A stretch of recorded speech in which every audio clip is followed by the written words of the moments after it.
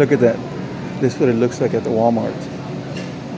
We're already on a pandemic. Now we got an ice storm. Nothing. Nothing.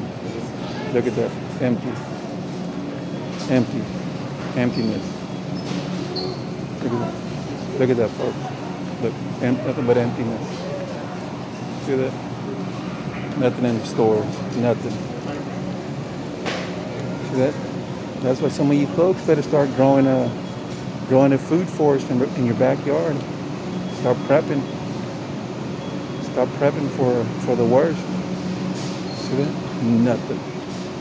See that? If you need some napkins, there's napkins. No food. See that? See that? Nothing. Need some candy. There's a whole bunch of candy. See that? All them candies there. No food. See that? Emptiness. Nothing but emptiness, folks. So look, this is a little warning, guys. Stop prepping. I'm just saying.